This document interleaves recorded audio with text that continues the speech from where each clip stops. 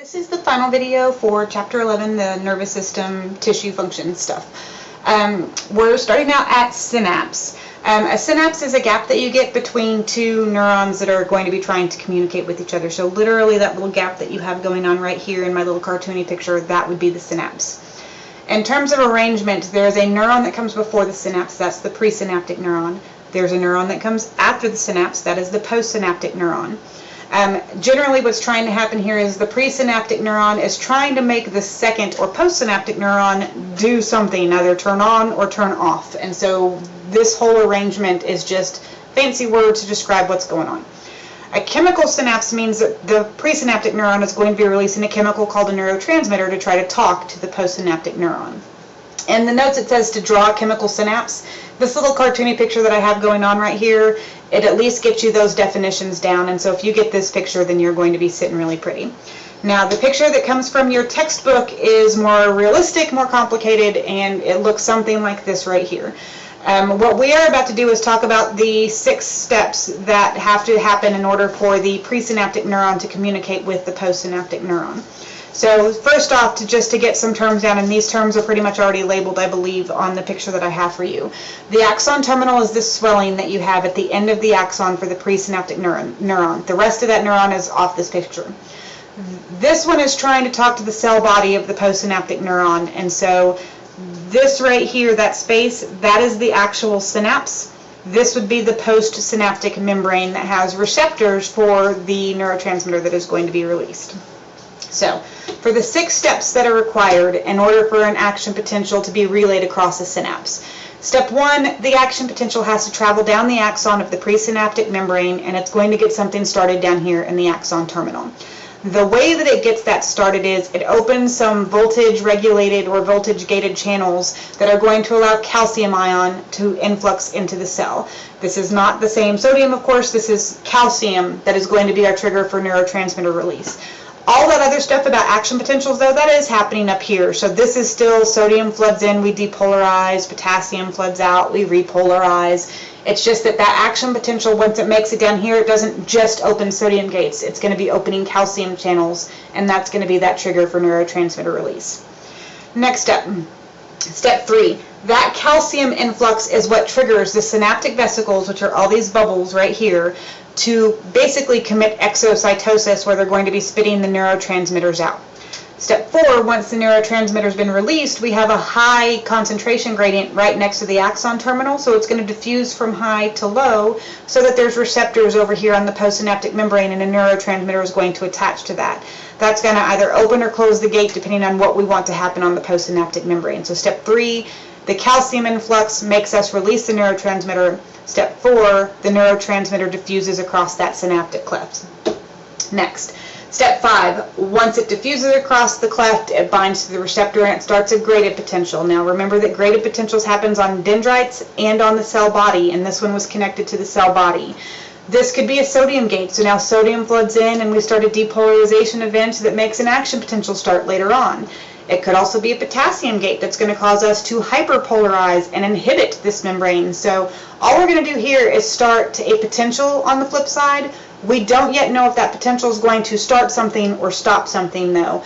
But regardless, the neurotransmitter binds and a gate opens. So something's happening off over here. Finally, step 6. We don't want that impulse to continue happening for an extended period of time, so we have to have a way to get rid of that neurotransmitter.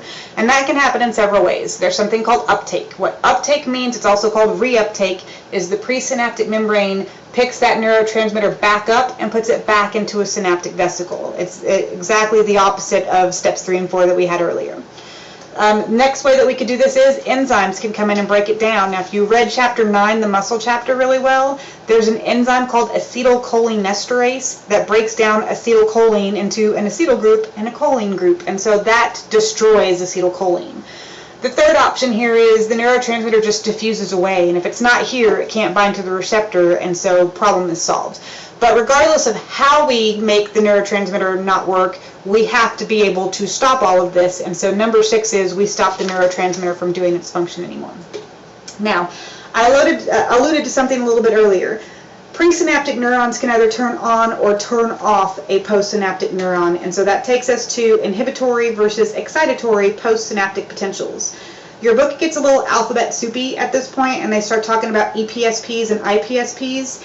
If you look at what it says, though, what the abbreviations mean, it makes perfect sense what's going to be happening if you use your logic circuits. Excitatory postsynaptic potentials are the presynaptic neuron is trying to turn on the postsynaptic neuron.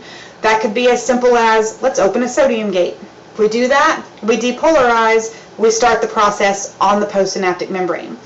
It could also be more complex, but we're going to try to keep things nice and simple. So excitatory is presynaptic is trying to turn on postsynaptic. Also do keep in mind our postsynaptic potential, it's going to be a graded potential unless the stimulus is strong enough that we can trigger an action potential. So remember that stuff from earlier. Inhibitory postsynaptic potentials, we are going to be trying to turn off the postsynaptic potential, and that happens all the time. In fact, you would not be able to go to sleep at night if it were not for inhibitory postsynaptic potentials. So looking at this little graph, this little wave is showing us that we have a depolarization event. Now, it did not trigger a full-on action potential, but that is an excitatory postsynaptic potential, or EPSP. This one we have hyperpolarized or become more negative, so that would be an inhibitory postsynaptic potential. Now, this one right here, the excitatory, that's not strong enough to get us to threshold to start a full-on action potential that you can see on this side. So that's where we have to start talking about summation. All right, I'm going to skip a couple of these because I already described all of that stuff. Now, summation means a lot of times we have more than one presynaptic neuron that are trying to talk to a postsynaptic neuron. We can also have so many action potentials coming from one presynaptic neuron that a bunch of potentials all add together or summate, and that would be temporal. So looking at this particular picture, if this presynaptic neuron were just sending very slow signals to the postsynaptic neuron, they would send one, and then that postsynaptic membrane would go all the way back down to resting membrane potential. Notice we never hit threshold, and action potential never happened. It sends another one, it was so slow that we still didn't hit threshold. If, however, that presynaptic neuron fired off a couple of impulses, one right after the other, the second time it would get us above threshold, we'd fire off an action potential. And so this would be temporal summation, because temporal means time. We hit it again so fast, we stimulated an action potential in the postsynaptic neuron. Now, spatial summation means that we just have multiple axons from presynaptic neurons trying to stimulate another postsynaptic neuron. This can either both be excitatory, in which case we get to an action potential a lot faster because both of these are trying to turn this guy on. It can also, however, be one's trying to turn it on, one's trying to turn it off, and by doing that, we never did anything on the second neuron. So you got to remember, we have whole pools where there are a bunch of different neurons trying to talk to a bunch of other neurons. That's spatial summation. So it's just a bunch coming together in the same space, spatial summation. Next up, you have a table that starts on page 419 that looks like this, table 11.3, and it starts talking about all the different neurotransmitters. I'm only going to be holding you responsible for 5, acetylcholine, dopamine, serotonin, GABA, and endorphins. The way that I set up the table in your notes mimics the table right here, so just kind of abbreviate whatever you find here. First off, for acetylcholine, I want you to know it can either be excitatory or inhibitory. Now, the story here that I usually give during class. Back when I was an undergrad, I was taking an upper-level animal phys class, and we would pit the turtle and then start doing some experiments on the neurons and the muscles that were in there. I'm going to specifically give you an example of something that we had done related to muscles. If you remember back to skeletal muscle, if you drop acetylcholine on a skeletal muscle, that starts a depolarization event that makes that muscle contract. So simplest way to say that, drop acetylcholine on skeletal muscle, it contracts. If you take that exact same chemical, acetylcholine, and you drop it on cardiac muscle, it stops the turtle's heart. So that one neurotransmitter, acetylcholine, can either stimulate, like it does with skeletal muscle, or it can turn off, like it did with cardiac muscle. And that's because there are a couple of different types of receptors. Now, you don't have to learn the name nicotinic or muscarinic, because that's upper-level stuff that I'm not going to worry about. But you do need to know that the effect is dictated by the type of receptor on the postsynaptic membrane. So for the functional class, it can be either excitatory or inhibitory. It depends on what kind of receptor you have. Sites were secreted. I want you to focus on neuromuscular junctions because we've talked about that before. For miscellaneous stuff that I want you to have, I want you to get that levels are decreased in people who have Alzheimer's disease. And I want you to know that certain nerve gases up here can also block acetylcholine, so it can basically paralyze the muscles. Also, because more people are doing Botox these days, I want you to get that Botox shuts down the receptor so that you can't contract muscle with that either. Next up, you guys have dopamine. For functional class, I want you to get that it's either excitatory or inhibitory. Again, it depends on the type of receptor that you have. For site were secreted, come back up here to this sentence, midbrain, hypothalamus. For the miscellaneous thing that I want you to get, feel good. Anytime a person takes some sort of illegal drug, like cocaine or meth or whatever, it's because they want to feel better, and it tends to mimic dopamine off inside the brain. So I do want you to get, for other miscellaneous stuff, amphetamines and cocaine are basically just like dopamine. They work like dopamine. And I also want you to get, because it's going to come up later on, that people in Parkinson's do not produce enough dopamine, and that's part of what leads to their symptoms. Next up, for serotonin, and I want you to get it that it's generally inhibitory. Locations are up here in the top sentence. Miscellaneous, I want you to get that it has a huge role in sleep. And then other miscellaneous stuff, I want you to notice that Prozac and, well, no, just Prozac is all I want you to get in that one, because I don't really care about the illegals down there. So Prozac keeps it in the system longer, and that's why it tends to level a person out. Next up, GABA is gamma-aminobutyric acid. You guys can just call it GABA. This is one of the principal inhibitory neurotransmitters in the brain. Location produced, top sentence. I already said the bottom one off down there. For miscellaneous stuff, I do want you to know that anything that can knock a person out is pretty much going to be acting like GABA inside the body. So you know if a person drinks too much alcohol, they'll pass out. That's because alcohol is behaving just like this. Benzos and anti-anxieties like Valium are in there, barbiturates are in there, and so all of those basically act like this. Final. Endorphins. These are generally inhibitory, and they principally work by inhibiting pain signals. So they tend to make you not feel pain the same way that you would have if they'd been in the system. Sites were secreted pretty much anywhere within the central nervous system, specifically the brain. Miscellaneous stuff, again, feel goods. Now, what I want you to get in that miscellaneous box, there's two stories where endorphins come into play. One that a lot of people have experienced is a runner's high. If you have been running for a long time, it sucked for a long time, and then suddenly it didn't suck anymore, and that's when the endorphins kick in.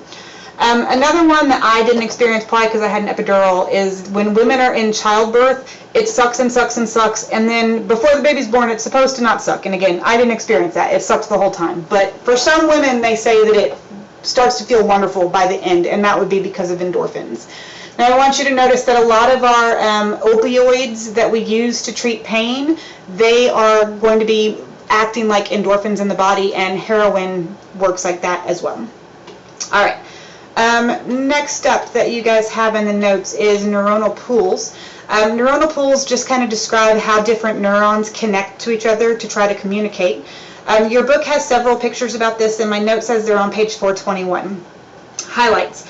Diverging circuit is what you have pictured here. One neuron talks to a bunch of neurons. Those will talk to a bunch more. So our signal gets amplified, or we send it to more places in the body, whichever way you want to look at that. Converging circuit would be the exact opposite. A bunch of neurons talk to one, so our signal starts to get more specific as we move further up.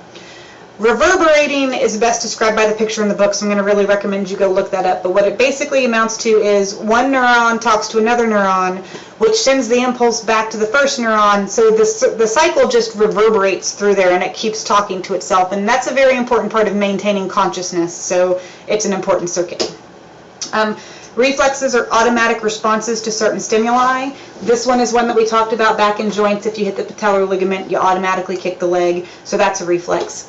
Neuroblasts are stem cells that will create neurons. They form very early in embryonic development, and so this is one of the reasons why women will take prenatal vitamins, is to make sure everything forms like it's supposed to. To kind of hit on this picture, this is a child who has spina bifida, and the essentially what happens is the meningeal layers and the vertebrae do not fuse together, and so the nervous system is actually exposed in this case, because this is an open case of spina bifida, to the outside world, and it's because the neural tube did not seal up correctly. And a lot of times this can be because the mom didn't have enough folic acid or folate in her diet. And so it's important that you understand neuroblast development happens very early. There's a reason they're called prenatal vitamins, not natal vitamins. The mom is supposed to take them a little bit before she gets pregnant to make sure that everything can happen like they're supposed to during the course of the pregnancy. After that, you just have your Latin roots and your related clinical terms. I think I did want to hit on a couple of the related clinical terms, specifically rabies. We do live in a rabies state. If you ever find an animal that's running around in the daytime that is not supposed to be, like a skunk or a raccoon, do not handle that animal. There have been very few cases of people who have developed symptoms of rabies where they actually survive. So it's almost guaranteed if you get symptoms, you're a dead person. So do not handle animals that might have rabies. If you are bitten by an animal that might have rabies, you go get your vaccines and your shots, and then you don't develop the symptoms, and we can make you okay. But if you do not get treatment, you're basically a dead person, so make sure you get it done. If you work in an industry that it's likely that you might get rabies, like you are a vet tech or you're part of animal control, there is a vaccine. It's a series of shots. I'm told they're abdominal shots. This isn't a vaccine that I've actually gotten, though. But we can help prevent this, and it's very important that we do prevent this. I also wanted to hit on shingles so super briefly, because a lot of people don't understand. Shingles is caused by the exact same virus as chickenpox. It's called varicella zoster. When a person gets chickenpox younger in life, they think that it goes away, but it doesn't. The virus is actually hiding in sensory neurons within the body. If the person becomes immunocompromised, which usually happens later in life, that virus will come back out. So chickenpox, not a huge deal most of the time. You get a fever, you get a really itchy rash, and it sucks for a little bit.